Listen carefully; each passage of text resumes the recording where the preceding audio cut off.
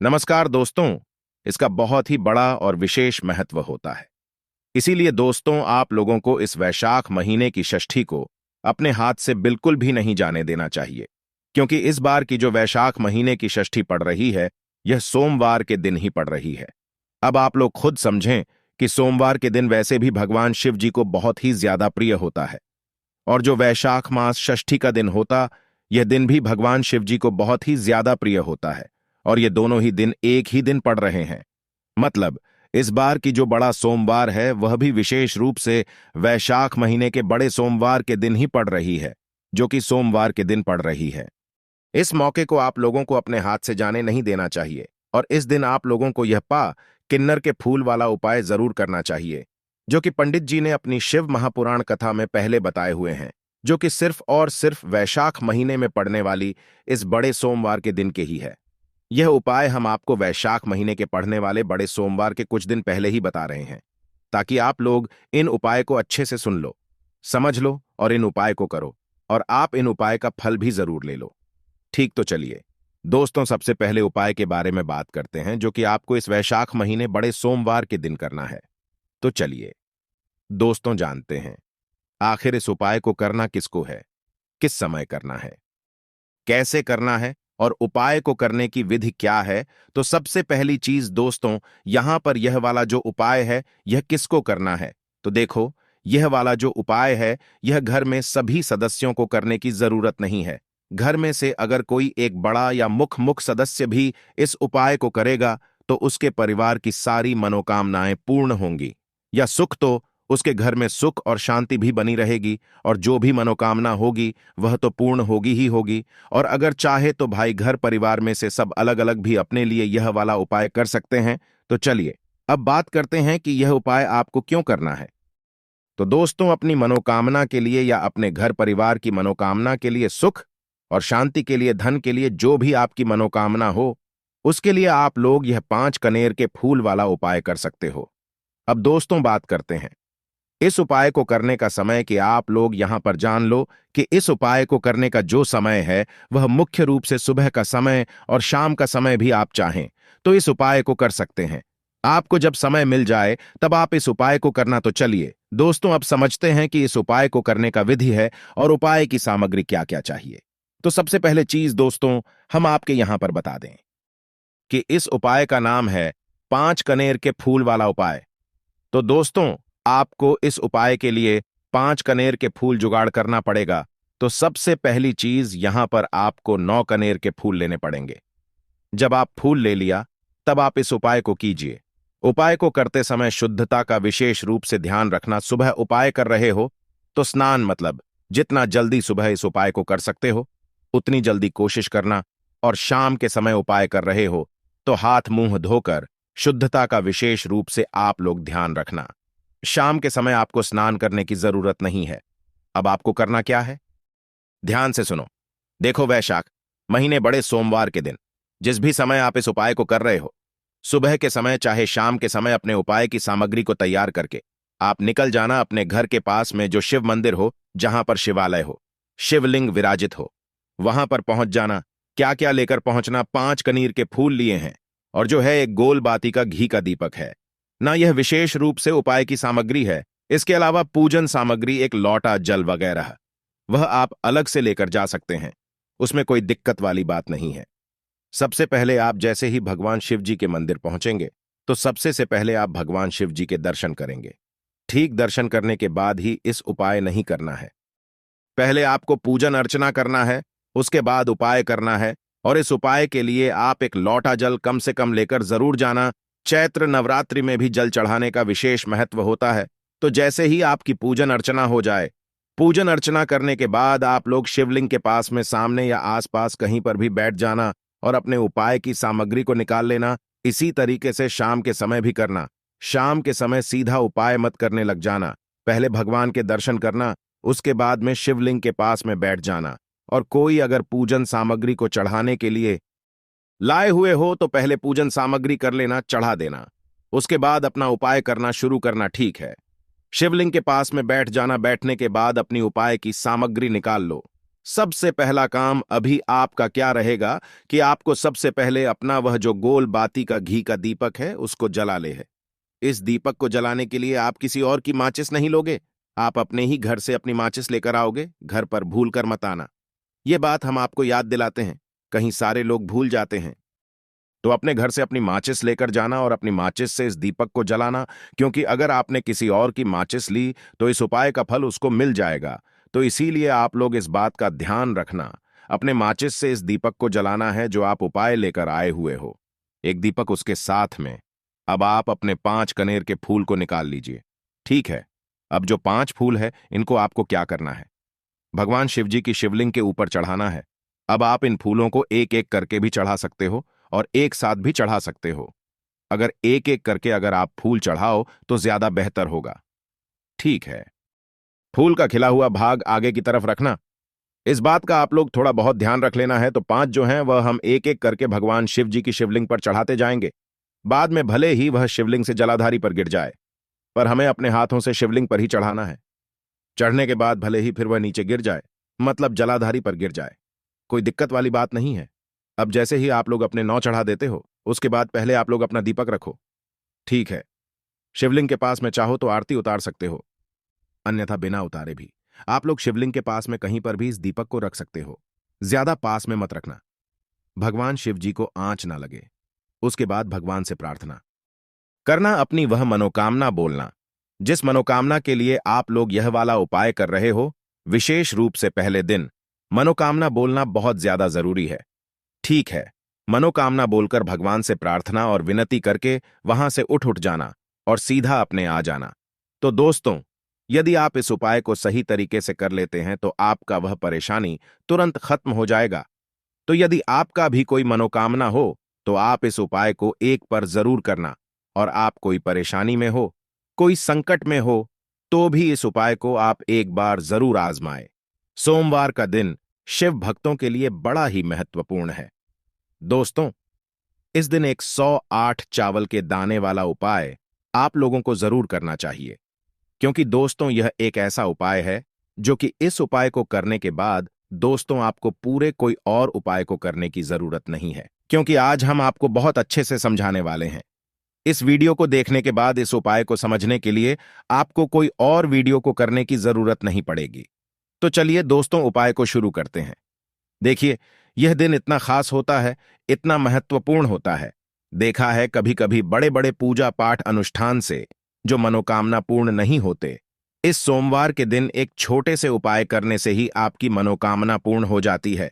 और बहुत सारे लोगों ने इस उपाय को किया भी है और उनको इस उपाय को करने का फल भी जरूर मिला। अगर आप लोग भी इस उपाय को इस सोमवार के दिन करना चाहते हैं तो आप इस उपाय को पहले अच्छे से समझ लेना, सुन लेना, उसके बाद करना ना। आपको इस उपाय का फल जरूर मिलेगा। और इस उपाय को कर लेने से आपके घर में चाहे किसी भी तरह की दुख और समस्या क्यों ना चल रही हो, आपको उसका कारण भी नहीं पता है। उसका कुछ भी कारण हो सकता है, जैसे पितृदोष हो सकता है या किसी भी तरह का मंगल दोष भी हो सकता है, और भी बहुत तरह के दोष होते हैं, कुछ भी हो सकता है।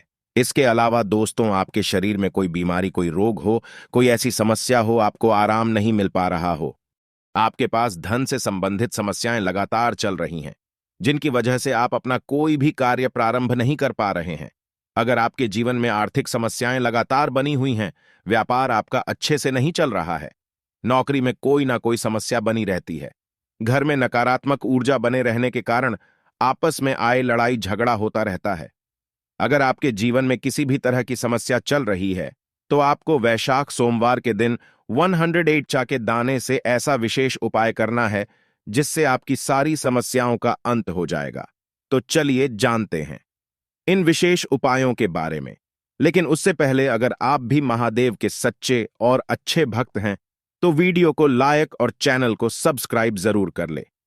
अब विशेष उपायों के बारे में जान गए जो आप जीवन में धन प्राप्ति के लिए होंगे, जो आपकी बीमारी को, आपके रोग को समाप्त करने के लिए होंगे, जो आपके जीवन में चल रही दरिद्रता को समा करके, संकटों को, समस्याओं को, कठिनाइयों को समाप्त करके व्यापार को बढ़ाने वाले उपाय होंगे, आपकी नौकरी में आ रही समस्याओं को समाप्त करने वाले उपाय होंगे, और आपके जीवन में चल रही सारी परेशानियों को समाप्त करके सुख समृद्धि तथा वैभव को बढ़ाने वाले उपाय होंगे। इनमें से जो भी उपाय आपकी समस्या के लिए हो, उस उपाय को आप जरूर करिएगा। देखिए, आप सभी जानते हैं कि सोमवार के दिन हम लोग जो भी उपाय बताएंगे वह आपको सिर्फ और सिर्फ सोमवार के दिन ही करना है। सोमवार के दिन जो भी व्यक्ति इन उपायों में से कोई भी एक उपाय को कर लेता है तो उसके जीवन में आ रही सारी समस्याएं समाप्त हो जाती हैं, सारी परेशानियां समाप्त हो जाती हैं तथा महादेव और माता की कृपा से उसके जीवन में धन धान्य की वृद्धि होती है और उसके सारे संकट दूर हो जाते हैं। तो चलिए जानते हैं। सबसे पहले उपाय के बारे में देखिए। इस उपाय के लिए आपको सबसे पहले एक लोटा जल तांबे के पात्र में आपको अपने किचन से एक लोटा जल ले लेना है। इसी के साथ आपको 2-3 और सामग्री आपको लेना है।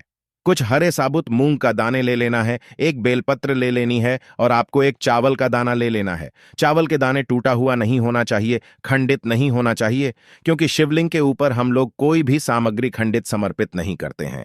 और अगर आपके पास बेलपत्र नहीं है तो शिवलिंग के ऊपर चढ़े हुए बेलपत्र को उठाकर जल से शुद्ध करके फिर आप उसका भी इस्तेमाल कर सकते हैं।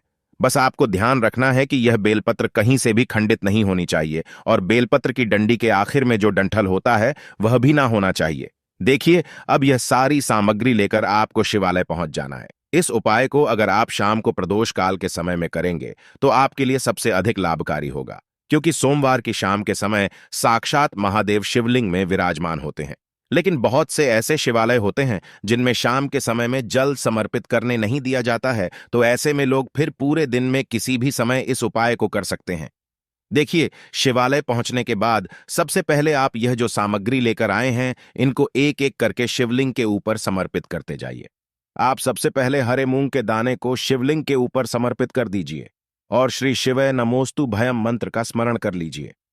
इसके बाद आप जो 108 चावल का दाने लेकर आए हैं उसको शिवलिंग के ऊपर समर्पित कर दीजिए और श्री शिवय नमस्तुभयम कर लीजिए। इसके बाद आप जो 5 बेलपत्र लेकर आए हैं को भी शिवलिंग के ऊपर समर्पित कर दीजिए और श्री मंत्र का स्मरण कर लीजिए। जब आप चावल का दाना शिवलिंग के ऊपर समर्पित करेंगे तो आपके जीवन में धन से संबंधित जो भी समस्या चल रही है उसको दूर करने की आप भगवान भोलेनाथ से प्रार्थना कर लेंगे। जब आप मूंग का दाना शिवलिंग के ऊपर समर्पित करेंगे तो आपके व्यापार में जो समस्या चल रही है उसको समाप्त करने की आप भगवान भोले से प्रार्थना कर लेंगे। और जब आप बेलपत्र शिवलिंग के ऊपर समर्पित करेंगे तो आपकी जो भी विशेष मनोकामना है उसके लिए आप भगवान भोलेनाथ से प्रार्थना कर लेंगे। इन तीनों में से जो भी समस्या आपके जीवन में है, अगर आप अपने व्यापार से परेशान हैं तो व्यापार के लिए भगवान भोलेनाथ से प्रार्थना कर लीजिए। धन प्राप्ति नहीं हो पा रहा तो उसके लिए प्रार्थना कर लीजिए, या कोई विशेष मनोकामना है तो उसके लिए प्रार्थना कर लीजिए। और फिर सब आखिर में आप जो एक लोटा जल लेकर आए हैं उसको धीरे धीरे शिवलिंग के ऊपर समर्पित करते जाइए तथा लगातार चंद्रमौली भोलेनाथ के नाम का स्मरण करते जाइए। जल समर्पित करने के बाद जलाधारी से जो जल नीचे गिर रहा है उसको थोड़ा सा अपने हाथ में लेकर अपने शरीर के ऊपर छिड़काव कर लीजिए। इसके बाद वहीं शिवलिंग के सामने थोड़ी देर बैठकर श्री शिवाय नमस्तुभयम मंत्र का कम से कम 11 बार या 108 बार जाप करिए हुए। फिर उसके बाद वापस अपने घर आ जाइए। सोमवार के दिन भोलेनाथ को प्रसन्न करने के लिए जो भी व्यक्ति इन 3 सामग्रियों को शिवलिंग के ऊपर समर्पित कर देता है तो उसे भोले बाबा बहुत ही जल्द प्रसन्न हो जाते हैं और उसकी सारी मनोकामनाएं को परिपूर्ण कर देते हैं। तो दोस्तों, इस विशेष उपाय को आप जरूर करिएगा। अब बात करते हैं दूसरे महा उपाय के बारे में। यह उपाय आपकी बीमारी को समाप्त करने के लिए है, रोगों को दूर करने के लिए है। इस उपाय के लिए आपको एक लोटा जल ले लेना है। तांबे के पात्र में अपने किचन से जल ले लीजिए। इसी के साथ आपको लेना है थोड़ा सा शहद। आप चाहे तो आधे से भी आधा चम्मच ले सकते हैं। और फिर सबसे आखिर में आपको एक खाली पात्र ले लेना है, यानी एक छोटा सा गिलास ले लेना है या फिर एक छोटी सी कटोरी ले लेनी है। अब यह सारी सामग्री लेकर आपको शिवालय पहुंच जाना है। देखिए, यह उपाय भी आपको सोमवार के ही दिन करना और सुबह करना, चाहे तो सुबह ले या फिर शाम को करना, चाहे तो शाम को कर ले।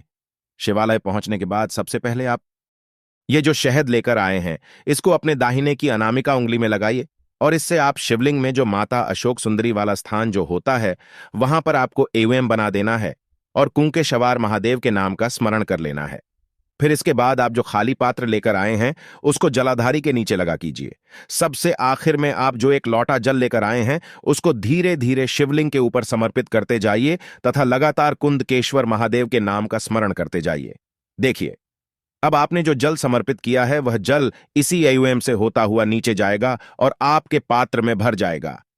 इस जल को आप थोड़ा सा ले लीजिए और महादेव से प्रार्थना कर लीजिए कि इस जल को औषधि स्वरूप बना दीजिए, और साथ ही साथ भगवान भोलेनाथ से आपको प्रार्थना कर लेनी है कि मेरे शरीर में जो बीमारी है या फिर मेरे घर के सदस्य में जो बीमारी हो गई उसको समाप्त करने की कृपा करें। फिर यह जल लेकर आपको अपने घर आ जाना है और घर में उस बीमार व्यक्ति को इस जल का आचमन कर लेना है। कुंकेश्वर महादेव का नाम लेते हुए तथा अपनी बीमारी को दूर करने की प्रार्थना करते हुए अगर आपको बीमारी है तो आप इस जल का आचमन कर लीजिए, और अगर घर के किसी सदस्य को है तो वह इस जल का आचमन कर ले। गुरुजी कहते हैं कि सोमवार के दिन किए जाने वाला यह उपाय आपके बड़े से बड़े रोगों को समाप्त करने के लिए बहुत ही अचूक उपाय है। तीसरे खास उपाय के बारे में, यह उपाय भी आपकी सारी समस्याओं से आपको बाहर निकालने के लिए है तथा धन धान्य की प्राप्ति के लिए है। देखिए, इस उपाय के लिए आपको सिर्फ 2 सामग्री लेनी है। पहली आपको लेना है 1 लोटा जल तांबे के पात्र में, चाहे तो उसमें डालकर, या फिर स्टील के पात्र में लेना चाहते हैं तो उसमें ले लीजिए। और फिर इसी के साथ आपको लेना है थोड़ा सा गाय का घी। देखिए, देसी गाय का अगर घी मिल जाता है तो आपके लिए बहुत ही लाभकारी होगा, नहीं तो फिर आप गाय के घी का इस्तेमाल कर सकते हैं। सिर्फ ये 2 सामग्री लेकर आपको शिवालय पहुंच जाना है।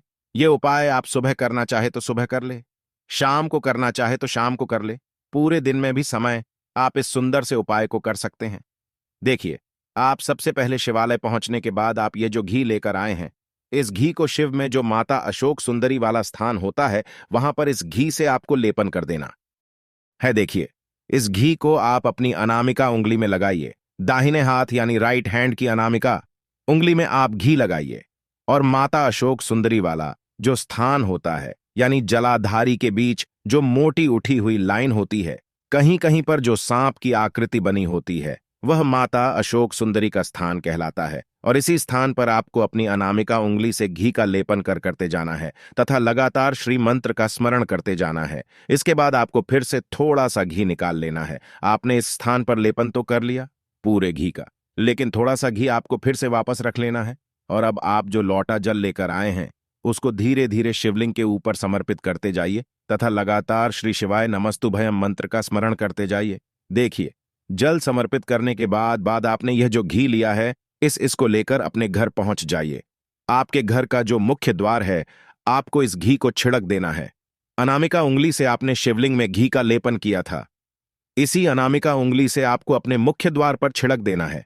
देखिए, अगर आप अपने रोग को दूर करने के लिए यह उपाय कर रहे हैं तो अपने गेट के ऊपर वाली दीवार में इसी घी को लगा दीजिए और आपको कुंकेश्वर महादेव के नाम का स्मरण कर लेना है। अगर आप अपने जीवन में सुख समृद्धि को बढ़ाना चाहते हैं, धन धान्य को बढ़ाना चाहते हैं, कष्ट क्लेश समस्याओं को समाप्त करना चाहते हैं, तो आप अपनी इसी अनामिका उंगली से एक टीकी लगाइए अपने दरवाजे के ऊपर वाली दीवार में और फिर चंद्रामौली महादेव के नाम का स्मरण कर लीजिए। और अगर आप अपने कर्ज को समाप्त करने के लिए यह उपाय कर रहे हैं तो आपको अपनी उंगली से फिर से बिंदी लगा देनी है और आर मुक्तेश्वर महादेव के नाम का स्मरण कर लेना है। इस सोमवार के दिन माता पार्वती को प्रसन्न करके भगवान बलिनाथ से अपनी मनोकामना परिपूर्ण करने का यह सर्वश्रेष्ठ उपाय है कि जब आपके हाथ तंग चल रहे हो, जब रुपए पैसे कहीं से हासिल ही ना हो पा रहे हो, जीवन में चारों तरफ से केवल और केवल परेशानियां आ गई हो, उनसे बाहर निकल कोई रास्ता ना दिखाई पड़ रहा हो, व्यापार फैक्ट्री नौकरी दुकान या कुछ भी ना चल रहा, चारों तरफ से नुकसान ही नुकसान हो रहा हो, तो आपको यह एक उपाय केवल 1 दिन कर लेना है। और गुरुजी ने कहा कि आप कुछ ही दिनों में देखेंगे कि आपके जीवन में कितना बड़ा चमत्कार हुआ। और कमेंट बॉक्स में जय मां लक्ष्मी जरूर लिखें। माता लक्ष्मी दोस्तों, हम लोग अक्सर खाना थोड़ा ज्यादा ही बनाते हैं और फिर कुछ खाना बच भी जाता है। सब्जी या ग्रेवी अक्सर खत्म हो जाती है और केवल रोटी बच जाती है। अगले दिन बासी रोटियों को घर के सदस्य या बच्चे खाने कतराते हैं। अगर आपके में भी ऐसा होता है तो यह जानकारी आपको हिलाक रख देगी। अगर आप भी ऐसी रोटी खाते हैं तो आपको माला माल होने से कोई भी नहीं रोक सकता। इसी के साथ ही इस वीडियो में हम जानेंगे कुछ ऐसी गलतियों के बारे में जो अगर आपके घर में भी महिलाएं करती हैं तो आज ही बंद कर दें, वरना पूरा घर हो जाएगा नष्ट। तो पूरी जानकारी के लिए इस वीडियो को अंत तक जरूर देखिएगा। दोस्तों, रसोई घर में यह गलती कभी भी नहीं करनी चाहिए। यकीन शास्त्रों द्वारा रसोई में इन गलतियों को करने वाला व्यक्ति हर हाल में वह निर्धन हो जाता है। उसे गरीबी का सामना करना पड़ता है। पूरे परिवार को इसका खामियाजा भुगतना पड़ता है। शास्त्रों में स्पष्ट बताया गया है कि जिस घर में मां अन्नपूर्ण जी का वास हो जाए तो मां के साथ साथ सभी देवी देवता एक साथ निवास करते हैं। ऐसा करने वालों के घर में अनाज का भंडार धन दौलत से भरा रहता है। जिस भी व्यक्ति के घर में यह गलतियां अगर होती तो इसे आप मामूली ना समझें और ना ही नजरअंदाज करने की गलती करें। आपका पूरा घर निधन हो सकता है। दोस्तों, व्यक्ति अगर जीवन में सफलता करना चाहता है तो उसके लिए सबसे ज्यादा जरूरी है उसके स्वास्थ्य का सही होना, और उसका शरीर अगर स्वस्थ होता है तो व्यक्ति सदैव ही अपने लक्ष्य को हासिल कर सकता है। ऐसे में शास्त्रों के अनुसार अगर आपका रसोई घर अच्छा है, उसमें यह गलती नहीं होती है, तो मां अन्नपूर्णा आपसे प्रसन्न हो जाती है, आपको मालामाल कर देती है। तो चलिए जानते हैं कौन सी है वह गलतियां हैं। परंतु उससे पहले दोस्तों, आपसे रिक्वेस्ट है कि वीडियो को लाइक करें, अपने दोस्तों के साथ शेयर करें, और अगर आपने अभी तक चैनल को सब्सक्राइब नहीं किया तो सब्सक्राइब करके बेल आइकॉन जरूर प्रेस करें। दोस्तों, नंबर 1, महिलाएं ऐसी होती हैं जो खाना बनाने से पहले स्नान नहीं करती, हाथ पांव नहीं धोती, रसोई घर में खाना बनाते समय इधर उधर जैसे बाल में या मुंह पर हाथ लगाती है, और फिर बगैर हाथ धोए बिना हाथों को साफ किया खाना बना आती है। तो ऐसे में खाना दूषित हो जाता है। इस तरह का खाना खाने पर घर परिवार में बीमारी आती है। माता अन्नपूर्णा जी नाराज हो जाती हैं। ऐसे घरों में दरिद्रता का वास हो जाता है। ऐसे घर में रहने वाले व्यक्ति कामयाबी हासिल नहीं कर पाते और राहु केतु का भी बुरा प्रभाव पड़ता है। इसीलिए गलती कभी भी नहीं करनी ही चाहिए। सदैव स्वच्छ हाथों से ही खाना बनाना चाहिए। ऐसा करना माता अन्नपूर्णा को अति प्रसन्न करती है। दोस्तों, नंबर 2, शास्त्र में बताया गया है जहां पर महिलाएं भोजन बनाती हैं, वह स्थान स्वच्छ ना हो तो राहु केतु का बुरा प्रभाव पड़ता ही है, साथ ही क्षण भी रुष्ट हो जाते हैं। ऐसे घरों में कमाने वाले व्यक्ति पर बुरा असर होता है। पूरा हर धीरे धीरे निर्धनता का शिकार होता चला जाता है। इसीलिए घर सदैव साफ सुथरा रखना चाहिए और गंगा जल से छिड़काव जरूर करना चाहिए। ऐसा करने से माता अन्नपूर्णा आकर्षित होती है और आपको आपके हर कार्य में कामयाबी मिलेगी। साथ ही उसके परिवार के हर सदस्य को उनके काम में कामयाबी मिलती है। नंबर 3, दोस्तों, अपने घर में धारदार चीज नहीं रखनी चाहिए। इससे परिवार में तनाव बढ़ता है और झगड़े आदि होने लगते हैं। ऐसे में रसोई घर में 1 या 2 से ज्यादा चाकू, छुरी नहीं रखने चाहिए, ऐसे जिसका आप उपाय नहीं करते हैं, परंतु आपने अब तक रसोई घर में उसे रखा हुआ है, तो ऐसे ही बेकार परिधि होती है। इससे काफी बुरा प्रभाव पड़ता है। नंबर 4, रसोई घर के सामने जूते चप्पल झाड़ू पोछा कभी भी नहीं रखना चाहिए। इससे माता अन्नपूर्णा नाराज होती है और पूरे घर को गरीबी का सामना करना पड़ता है। इसे पाप भी समझा जाता है। इसीलिए आपको कभी भी चप्पल जूते या झाड़ू पोंछा घर के सामने नहीं रखनी चाहिए, क्योंकि इससे गौर अनर्थ हो सकता है और माता नाराज हो सकती है। नंबर 5, रसोई घर में खाना बनाते समय में महिलाओं को भोजन झूठा नहीं करना चाहिए। ऐसा करने मां अन्नपूर्णा जी का पूर्ण अपमान होता है। इससे घर में दरिद्रता का वास हो जाता है और माता लक्ष्मी भी घर से रूठकर चली जाती है। बहुत सी महिलाएं खाना बनाते समय खाने में नमक या मसाले चेक करने के लिए भी खाने लगती है। ऐसा नहीं करना। शुभता का ख्याल रखें और खाना बनाते समय पूरे खाने को कभी भी झूठा ना करें, क्योंकि ऐसे में उनका अपमान समझा जाता है, घर की सुख शांति भंग हो जाती है। इसीलिए अगर आप खाना बनाएं तो सबसे पहले आप खाने को थोड़ा कहीं पर चढ़ा दें, थोड़ा सा किसी को खिला दें, तब भी आप भोजन छक सकते हैं। नंबर 6, अगर बार बार आपके भोजन में बाल निकल आते हैं, इसे आप मामूली ना समझे। ऐसा समझा जाता है कि खाने में बार बार बाल आना राहु केतु का बुरा प्रभाव होता है। ऐसा घर सदैव निधन का निधन ही रहता है। खाने में कभी भी बाल नहीं आना चाहिए, क्योंकि यह मां अन्नपूर्णा का सबसे बड़ा अपमान समझा जाता है। यह घोर अनर्थ समझा जाता है। ऐसे में शुद्धता भी भंग हो जाती है और परिवार को भयंकर बीमारियों का सामना करना पड़ सकता है।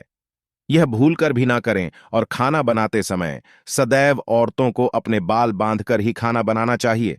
दोस्त, वास्तुशास्त्र के अनुसार कुछ वस्तुएं ऐसी है जो रसोई घर में बिल्कुल भी नहीं रखनी चाहिए।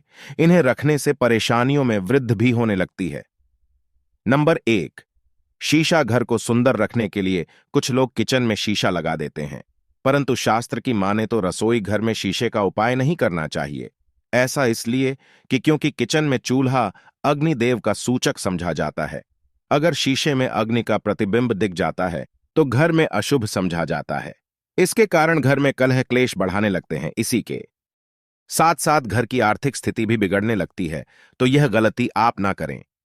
नंबर 2, गुनता हुआ आटा। कई बार महिलाएं किचन में रोटी बनाने को गुनता हुआ आटा या बचा हुआ आटा फ्रिज में छोड़ देती हैं और सुबह उसी का उपाय रोटी बनाने के लिए करती है। वास्तु के अनुसार यह सही नहीं होता। रसोई घर में गूंथा हुआ आटा रखने से शनि और राहु का नकारात्मक प्रभाव पड़ने लगता है। इसी का से जीवन में अनेक तरह की समस्याएं होने लगती हैं। नंबर 3, टूटे। कई तरह के बर्तन उपाय होते हैं। टूटे हुए बर्तन ना रखें। रसोई घर में कुछ बर्तन ज्यादा उपाय होने के पश्चात टूट जाते हैं, परंतु कई बार कुछ हद तक टूटे हुए बर्तन का उपाय करते ही रहते हैं। वास्तु के मुताबिक यह नहीं समझा जाता। रसोई घर में कभी भी टूटे फूटे बर्तन का उपाय नहीं करना चाहिए। इससे परिवार के सदस्यों के बीच मतभेद में वृद्धि होने लगती है। चलिए अब करते हैं कि बासी रोटी खाना आपके लिए कैसा है। दोस्तों, खाना जब भी बासी हो जाता है तो हम उसे फेंक देते हैं। शायद आपने कभी भी नहीं सोचा होगा कि बासी खाना भी आपके लिए अच्छा हो सकता है। ऐसे में जाने बासी रोटी आपके स्वास्थ्य और भाग्य पर क्या असर डालती है, जिसे जानकर आप चौंक जाएंगे। दोस्तों, आपको बता दें कि बासी रोटी पाचन तंत्र के लिए चमत्कार से कम नहीं है। बासी रोटी तन को दुरुस्त बनाती है। रोटी में फाइबर की प्रचुर मात्रा पाई जाती है। खाने में फाइबर की अधिक मात्रा पाचन में सहायता करती है। बासी रोटी से पेट फूलने की समस्या, गैस की समस्या और कब्ज की समस्या से राहत मिल सकती है। इसीलिए दोस्तों, बासी रोटी आपके लिए वरदान है। इसका उपयोग करें। वहीं अगर शास्त्रों की माने तो भोजन वैसे तो ताजा ही खाना चाहिए, परंतु जब तक भोजन खाने लायक है, खराब ना हुआ हो तो उसे कभी फेंकना नहीं चाहिए, क्योंकि यह भोजन का अपमान है। ऐसे में जो व्यक्ति बासी भोजन को फेंकता नहीं है और उसे ग्रहण करके सम्मान देता है, तो ऐसे व्यक्ति पर मां अन्नपूर्णा सदैव प्रसन्न रहती है। परंतु इसमें एक बात का ध्यान देना बहुत ही आवश्यक है। बासी रोटी को जब भी आप खाएं या छोटे बच्चों को दें तो पहले आप उसे से चेक जरूर कर लें। अगर बासी रोटी में से रेशियो निकल रही है तो आपके बच्चे की जान जा सकती है या आप बीमार भी पड़ सकते हैं। बासी रोटी भले ही किसी चमत्कार से कम ना हो, परंतु लंबे समय तक बासी रोटी घर में रखना जहर के समान मानी जाती है। इसीलिए रेशियो वाली रोटी कभी भी ना खाएं। अब दोस्तों, आपको पूज्य गुरुजी द्वारा बताया गया उपाय बताने जा रहे हैं। प्रभावशाली चमत्कारिक उपाय है जो कि आपकी किस्मत को चमका दे, आपको लाभ शुरू करते हैं। दोस्तों, परंपरा में गाय गंगा और गायत्री का बहुत ज्यादा धार्मिक महत्व है। मान्यता है गौमाता के शरीर पर 33 कोटि देवी देवताओं का वास होता है। गौमाता की पूजा करने वाले जातक पर इन सभी देवी देवताओं की कृपा बरसती है। गौ सेवा से न केवल इस जन्म के बल्कि 100 जन्मों तक मिलेंगी।